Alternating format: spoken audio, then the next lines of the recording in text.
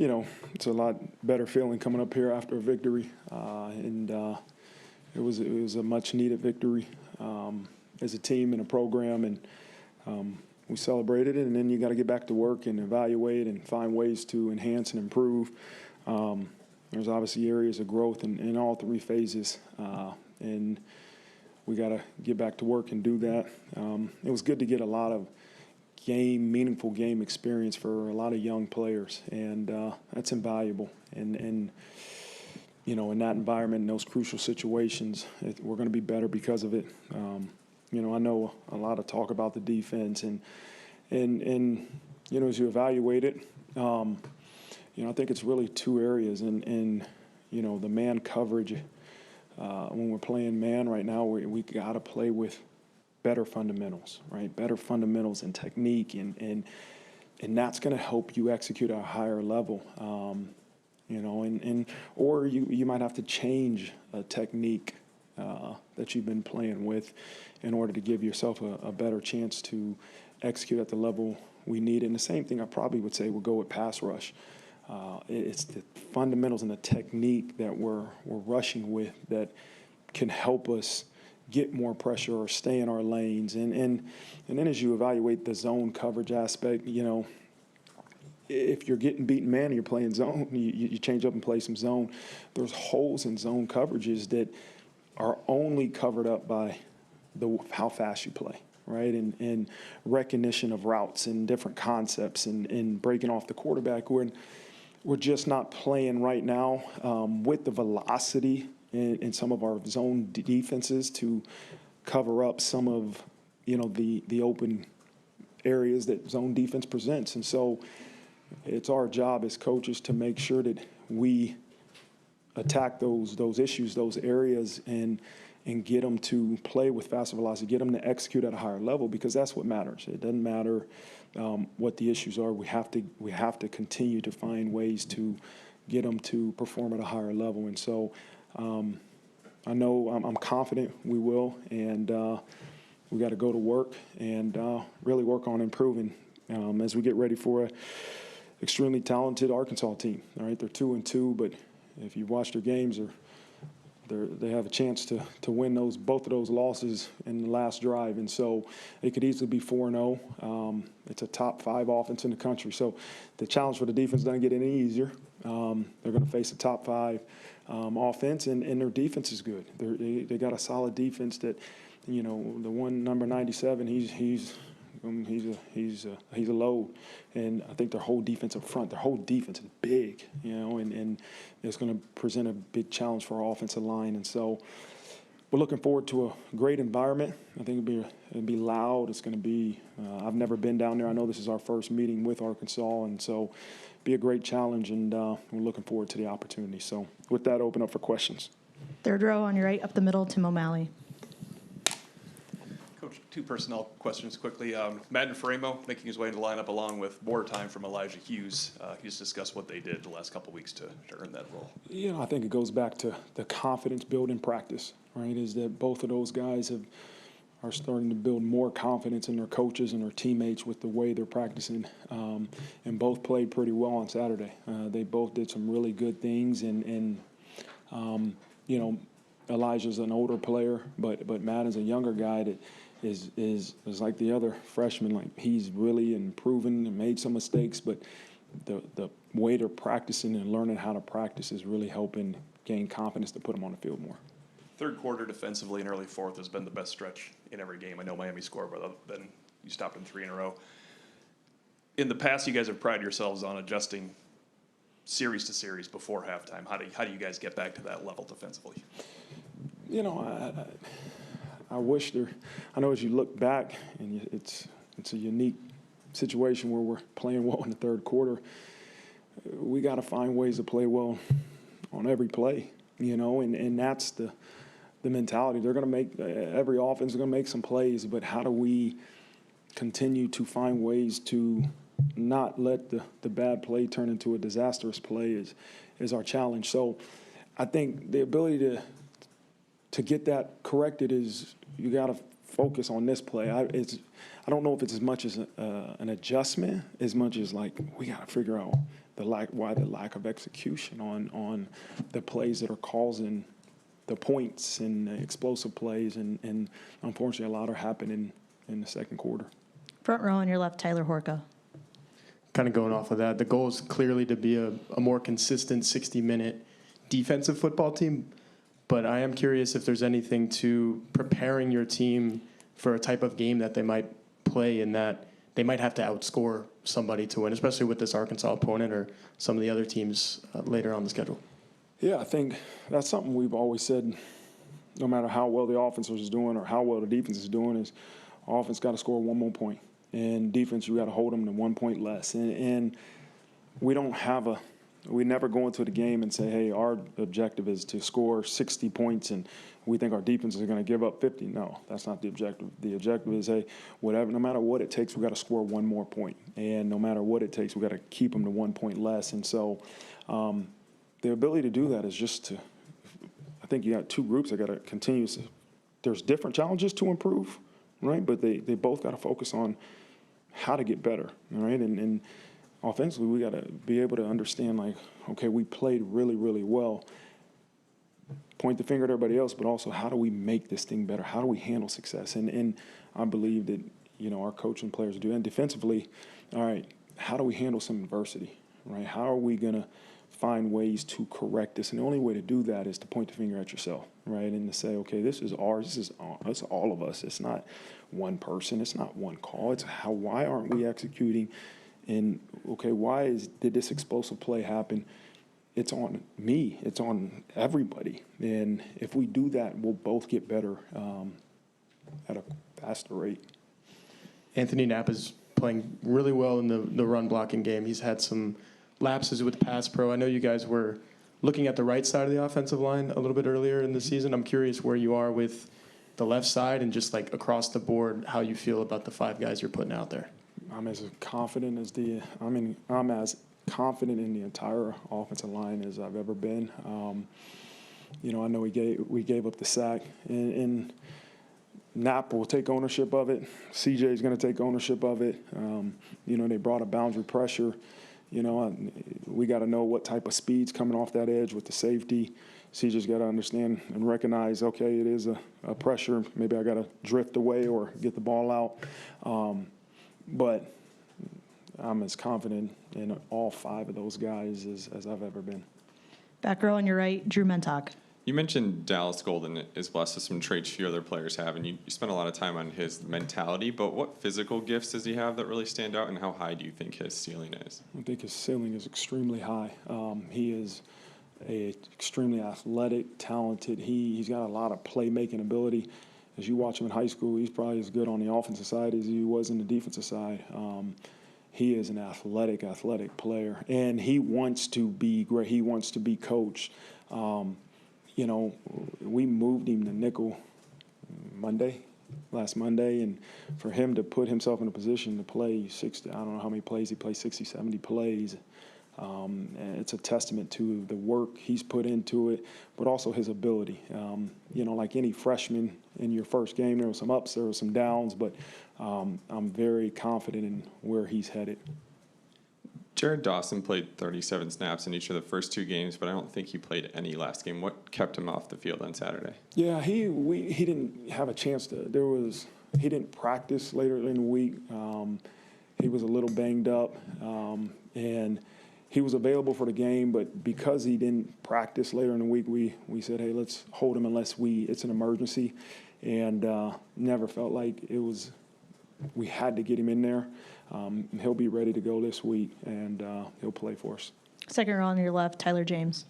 Marcus, Tim mentioned the improved third quarter defensive performances. I'm curious, specific to Purdue, what do you feel like went better in that third quarter that can be applied moving forward?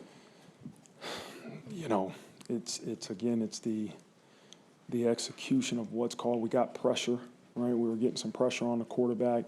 Didn't give him a lot of time to kind of go through his progression.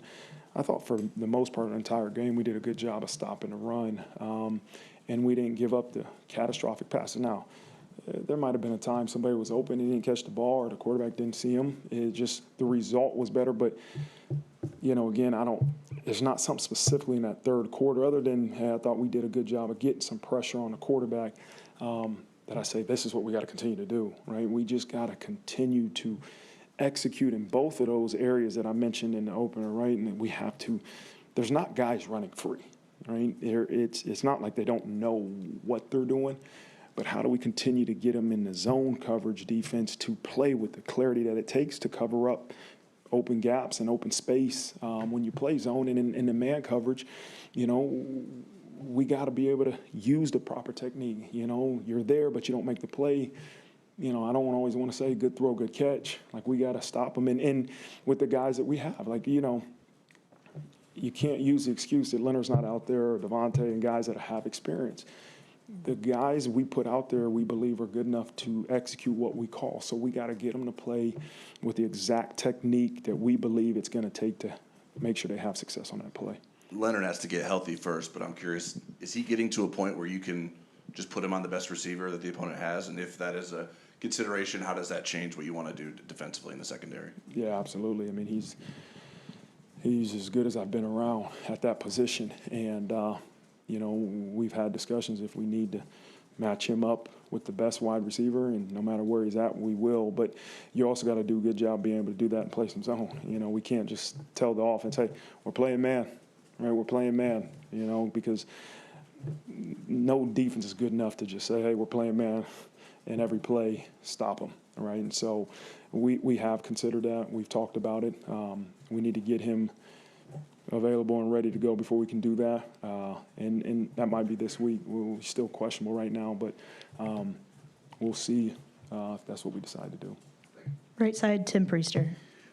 You were aggressive defensive coordinator. Al Golden was an aggressive defensive coordinator here. There were some numbers out there over the weekend that indicated you're blitzing less, quite a bit less from last year. Is it just that you don't feel like you're getting home well enough, let alone in the with the 4, but with the 5 as well, 5 or 6? Yeah, I think as you evaluate the first 2 games, some of the pressures that we did call, we didn't get enough pressure on the quarterback, no matter if it was a zone pressure or a man pressure, to warrant, hey, you're going to have 1 less defender or maybe 2 less defenders, but we're not getting the ball out of the quarterback's hand fast enough. And so if we're going to bring pressure, we got to get home. And we're not going to stop bringing pressure. Like, we have to, and we know that as a coaching staff. But we got to do a better job of winning our one-on-ones when we do bring pressure, because you can't ask the DBs to cover with 1 or 2 less defenders for an extended period of time if you're going to bring pressure. So we got to execute those pressures better, but we're going to be aggressive. I know you're talking about the technical aspects of improving defensively, but would there ever be a situation where you would consider Mike Elko took over the pre-snap play calling defensively? Would there ever be a time where you would do that, or pass it on to somebody else on the staff? If I thought it was a call, if I thought we weren't calling the game the right way, trust me, I know the definition of insanity, and if that was the case, you got to do what's best for your program. But that's not, to me, the issue when I'm evaluating our defensive play. It's not what we're calling at this time or why we're calling it. It's, okay, why aren't we executing, right? It's not me saying I'm going to call the defense it's a call. If I'm going to call the defense, then it's based on a call. We're not calling the right calls. I don't believe that's true. Or I would say, hey, Chris Ash, call this. It's okay, we called this for this reason, and it didn't work. They executed an explosive play. Okay, what's the reason behind it, right? And that's what we spent a lot of time evaluating and discussing. And so how do you get them to execute it at a better level or play with the right fundamentals? I think it still starts with a buy-in, of it's me, everybody. I think right now we got to make sure in our football facility that And we're not pointing a finger at a call. We're not pointing a finger at if he would have called something else or if he would have did. We're pointing a finger at ourselves as what am I not doing to execute this call the right way? If I'm confused, then you better speak up and say something, right? Because you're going to be held accountable, right? But if we do this and we do this, we'll get it fixed. And that's the challenge during tough times, right? I get excited like when I talk, like during tough times, like there's two options. You fight or flight. And the guys that flight blame other people. It's the call. It's his fault. It's this coach's fault or it's that player's fault. We gave up a big play. That corner should have covered him. That's the flight mode. You deflect and blame other people. But the fight mode is, gosh, man, call man again. Call man again. I promise you my man's not going to catch the ball. I'm going to play with the right technique, and I'm going to refuse to let my man catch the ball. Put the pressure. Man, I got to coach this better. I got to coach this better. He should have known that this is the technique to play with. Okay, I got to change his technique. And that's the fight mode. But in order to do that, everybody's got to be bought in. Everybody's got to believe that we have the answers. It's not a person. It's not Marcus Freeman should be calling the defense. We have the answers. We got to all buy in and execute this the right way. And that starts with leadership. That starts from the top down. And that's my job, but also Chris Ash's job. It's our coach's job on down to our players. You have to create the buy-in to what we're doing and the ownership of it. If we get that, we'll get it corrected with urgency. If we don't, if we do this, it's your fault. You shouldn't have called that. You're a bad coach. Then it's going to be bad. And I know our culture ain't going to let that happen. Front row on your left, Jack Sobel. Coach Freeman, sorry. Taylor Green, he's kind of a not the same player as Marcel Reed, but a similar challenge where he can hurt you with his legs, but if you just contain and don't rush him, he can hurt you with his arm. What can you do differently or better than you did against Texas A&M and against that kind of quarterback? Yeah, you can't, he, in the run game, his ability to read and pull it, you got to be definitive in how you want to defend that. You can't be gray. You got to be definitive on how you want to defend that. But in the pass game, you can't let him escape vertically. That's where our issues were with the A&M quarterback, even last week. It's not the lateral escape, it's the vertical through the B gap. Then lateral, you can extend plays or he can run. That's where the issues are. So we have to be technical sound in our rush lanes, right? But I don't want to play spy.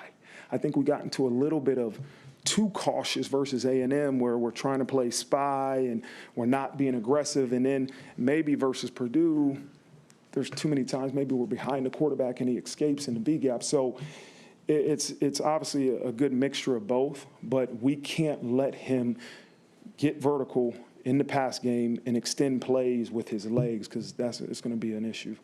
And then you mentioned your confidence in the offensive line is better than it's ever been. You said last week that they got much better from week 1 to week 2. What specific improvements did you feel like they made from game 1 to game 2 and then game 2 to game 3? I think probably more 1 to 2 was probably the pass protection and the ability to keep CJ protected. And from 2 to 3, I don't know how many rushing yards we have, but they did a heck of a job in the run game. And I say there's bodies on bodies, man. That's, when you see big guys covering up big guys and the wideouts, the perimeter blocking was as good as I've seen. I told that to Coach Brown, that's as good of perimeter blocking execution that I've seen, right? And you're seeing the buy-in from wideouts to say, all right, hey, if we don't have to throw the ball, we won't throw the ball. But in order to be able to score points, sometimes we need you to block. We're not going to ask you to just go run down the field. And they're buying into it. There was some huge block. I remember Jaden Greathouse. Him and Faison had a block on Jay Love's touchdown, somebody's touchdown, I don't remember. And I'm like, if we're not Jay Love, he gets enough credit. If we're not loving up Jaden Greathouse and Jordan Faison for how they're blocking right there and our O-line, man, like that's what I want to celebrate. That unselfish, tough, gritty play. That's what great offenses they have, and great teams have that. Front row on your right, Eric Hansen. Hey, Coach, you spoke Saturday night about Jadarian Price's unselfishness and so forth. In this day and age, I think nobody would have been surprised if he had gone somewhere else. I'm wondering what those off-season conversations were like, and just if you can expand a little bit more on what kind of person and player he is. You know, I think, one, you give credit to his mother and the way he was raised. He's not a me guy. He's a selfless individual that is going to take advantage of his opportunities but do everything to help this team be successful. And I wish I could take credit for that. He was raised the right way. His mother's an incredible woman. And, you know, I'm sure he probably had people that did want him. And it's a credit to his belief in this university, his belief in this football program, that he can reach all the goals that he has being right here at Notre Dame in the same running back room with Jeremiah Love and some of those other guys. There's a belief that he has in this place, this university, this football program. So there's not something I'm sure I've said to him for him to be like that. He was raised the right way, and he's a team-first guy. And that's why, I mean, I can't praise him anymore, because if we get a 105 players to be that, it's going to be pretty special, you know, and that's what I want to praise more than anything. And then I wanted to circle back to a follow-up to Tim Priester's question about the defense. And it's not unique to this year, and it's not unique to this program, but there does feel like there's times the preseason process creates some mirages about your team. And you're a question everything guy. What have you kind of discovered that you might be able to use in the future toward that not being the case with the defense, and how difficult it is to push the process of doing it now when you're in game weeks? Yeah. You know, I think our defense in fall camp was really executing at a high level. No matter what we were calling, they were doing a good job. I think as you look at the first two opponents, you know, I think not having some of the guys that were playing with the ones out there at crucial positions can affect, because it's not saying the guys in there aren't good enough. It's like, hey, it affects how you call it, right, or what you want to call.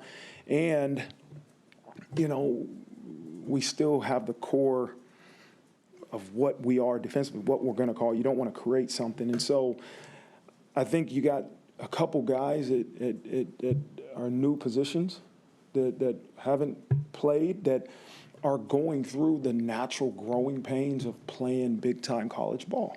And we have to live with that. We have to live with that. Like, we're never okay with a loss of a game or a loss on a play. Like, it's not okay.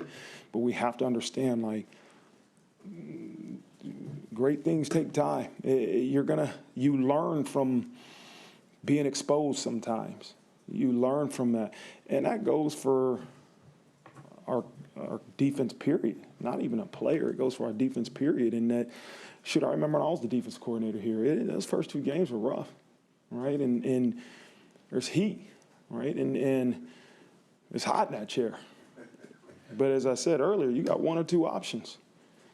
You double down on what you believe, and you get the people you're leading to believe in what you're doing, or you point fingers. And I know the result of both.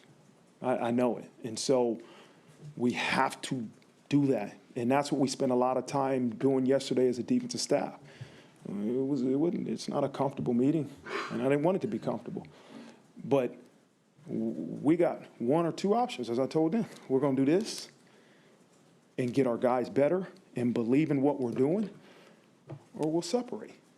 And if we separate, it's not going to be good for anybody. It's not. And so that's what now it's got to trickle down to our players. That's got to trickle down to our players, because outside of the football facility, you know what it is. we got blame. Somebody's got to take blame. Somebody's got to take blame. That's our world. Somebody's taking blame, you know? And so they're hearing that, right? And they're not in our facility as much as they are in the real world. So if you hear that and you start to believe it, you're right, let's blame. We got to make sure the minute they walk in there, it's like, hold on now. We ain't pointing a finger at no one person, no one player, no one coach, right? We're pointing a finger at ourselves and say, we're going to do whatever it takes to get this thing fixed because we believe in it, we believe in each other, and we believe in this coaching staff. Up the middle to the left, Sean Stiers. Hey, Marcus. Both in your, I guess, delay interview with NBC and then in the post game the other night, you were obviously pretty frustrated with the talking about the lack of the marriage between the front and. I thought you were going to say talk about the sack. Go a little different, yeah. But the lack of marriage of those two things, the front and the secondary, and I mean on their face, those two things seem like separately fairly simple. Why has it been so complicated to get those things to mesh so far? Well, I think, again, when I say the front and the coverage have to work together, I'm using the philosophy of if we're going to play coverage, right, then our front has to beat some one-on-one blocks, right, and we got to at some point affect the quarterback, right? We're rushing forward, but usually they're protecting with 5 or 6, so somebody's getting a one-on-one. We got to be married up in our rush lanes and somehow affect the quarterback because we got 7 guys in coverage. If we are going to bring pressure, we have to know that there's a certain amount of time that quarterback can have because we're expecting our DBs and our back 7 or back 6, how many you bring, to cover for this amount of time, because when you're playing man or zone pressure defense, it's just you can't have a lot of time. You're down in a defender. So we have to do a better job in that area, right? When we're rushing forward, we cannot let the quarterback extend plays. We can't. We have to make sure we marry up that rush so that we're keeping him in the pocket but also affecting him, right? We have to get pressure. And when we bring pressure, man, we have to get home and we have to affect the quarterback because the DBs can't cover for that long. Well, you talked about Green, a little bit ago, but the challenge of him, kind of the Arkansas quarterback. Yeah, like the challenge that he presents, again, when it goes back to that. Yeah, it's going to be a great challenge, right? And I wish we can say we can just do one thing and we're going to impact them and affect them, but you're going to have to do multiple different things. They're the top 5 offense in the country for a reason, and so we got to continue to show different things, play different things. When you play zone coverage, you can't just tell them exactly what you're playing pre-snap either, right? And that's the other thing we got to continue to enhance that. It's hard to do with new players, right? With guys that haven't played a whole bunch of being able to say, okay, this is what we want you to do in the coverage, but we also want you to show this pre-snap, and it just takes time. It's going to take work to get them to understand that, but we're not going to be able to just rush him with 4, and we're not going to be able to just bring 5 or 6 guys after him. We have to mix it up and also mix up our pre-snaps disguises. Last question for Coach Freeman, front row on your right, Pete Sampson. Marcus, in terms of the offense, put the stats aside, 250. Is that kind of in your mind when the season started, like that's what I want it to look like? We can lean on a run game, obviously, but also like the pass game is more of a deep shot, kind of punish you that way. Yeah, that's a great description of what we went into the season, said this is what we want our offense to be, is have the ability to run the ball, which opens up those big play shots, right? That opens up those explosive plays because they're saying, okay, hey, we got to stop the run. We got to bring an extra guy in the box. But we also know that if we got to pass the ball to have success, then we got to do it, right? And I have the confidence we will, but I believe we are a balanced offense, man. We are truly a balanced offense that prides ourselves on running the ball, and now you're seeing some really explosive plays through the air. And we'll ask Dan Brock about this tomorrow, but just like the process of getting there over 3 games, I'm going to say, why did it take this long? But, I get it. You have a young quarterback, new players. But, what happened over the course of these 3 games to get you to the point where you could show it last Saturday? I think it was a unique game where you actually had to be pretty simple in the run game because they did so much different things defensively. You didn't know if you're going to see the 3-3 stuff or you're going to see 4-2-5. You didn't know. And so I actually think it helped us play with a little bit of clarity and velocity and execute at a high level because you were pretty simplistic. That always isn't going to work, right? It worked this past Saturday. But I also think you see a quarterback that now is able to just start recognizing what the defense is doing. I saw a couple times he went like this. I got it. Made a check. The one that phase on, hey, I got this. Bam, bam. Good throw, good catch. And so he's now to the point where he's recognizing things that he's seeing defensively, that he can put a lot on his plate to put us in the right position to have success on that play and not depend on a coordinator to tell him what check we want to get the offense to. And so, man, you're just seeing it come together. And it's intentional. I don't want to say it's just time, right? It's intentional work at it, right? And making sure everybody's on the same page. It's putting that work into practice, but also time. Like, the greatest things in life take time, man. It takes time. And you're also seeing the benefits of an offensive staff. And other than Coach Sider, like, another year, right? The guys, the players know the system. I think all those things are contributing to the success that we have on offense. Thank you for your time, Coach Freeman. All right, thank you.